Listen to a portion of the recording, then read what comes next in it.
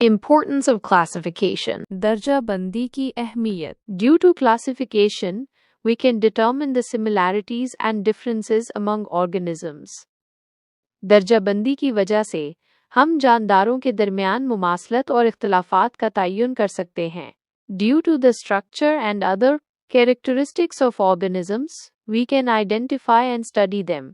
جانداروں کی ساخت اور دیگر خصوصیات کی وجہ سے ہم ان کی شناخت اور مطالعہ کر سکتے ہیں. We can also know the relationship among organisms. ہم جانداروں کے درمیان تعلقات کو بھی جان سکتے ہیں. 5 Kingdom System.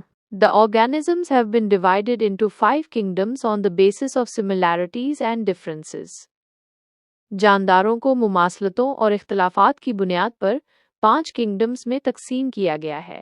The names of kingdoms are Monera, Protista, Fungi, Plantae and Animalia. In kingdoms کے نام یہ ہیں: Monera, Protista, Fungi, Plantae اور Animalia.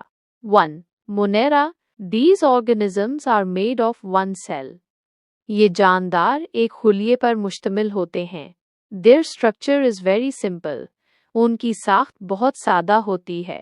These include bacteria. Singular bacterium. ان میں بیکٹیریا، واحد بیکٹیریم شامل ہیں. Bacteria are found everywhere on earth. Bacteria زمین پر ہر جگہ پائے جاتے ہیں. Some bacteria can prepare their food. کچھ بیکٹیریا اپنی خوراک تیار کر سکتے ہیں. Many bacteria obtain food from other organisms and dead bodies. بہت سے بیکٹیریا دوسرے جانداروں اور مردہ جسموں سے کھانا حاصل کرتے ہیں. Some bacteria cause diseases in plants and animals. کچھ بیکٹیریا پودوں اور جانوروں میں بیماریاں پیدا کرتے ہیں. Protista. Most of them live in water.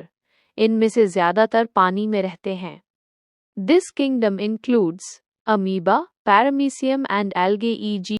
Pyrogera. Us kingdom میں amoeba, paramecium اور algae شامل ہیں. مثلاً Pyrogera. amoeba and paramecium are made of one cell. amoeba اور paramecium ایک خلیے سے بنے ہوتے ہیں.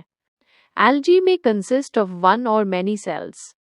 algae ایک یا کئی خلیوں پر مشتمل ہو سکتی ہے. algae are found in rivers, ponds and ocean. algae دریاؤں، تالابوں اور سمندر میں پائی جاتی ہے. They have chlorophyll. ان میں کلوروفل ہوتا ہے. 3. Fungi. Some fungi are made of one cell. کچھ فنجائی ایک خلیے سے بنے ہوتے ہیں. Many fungi are made up of more than one cell. بہت سے فنجائی ایک سے زیادہ خلیوں سے بنے ہوتے ہیں. Such fungi have filament-like bodies. ایسے فنجائی ریشے نما جسم والے ہوتے ہیں. Fungi need moisture for growth. Fungi کو بڑھنے کے لیے نمی کی ضرورت ہوتی ہے. They do not have chlorophyll. ان میں کلوروفل نہیں ہوتا. So they cannot make their own food. لہٰذا وہ اپنی خوراک خود نہیں بنا سکتے ہیں. They absorb food from the place where they live. وہ جس جگہ رہتے ہیں وہاں سے خوراک جذب کرتے ہیں. Yeast is a microscopic fungi.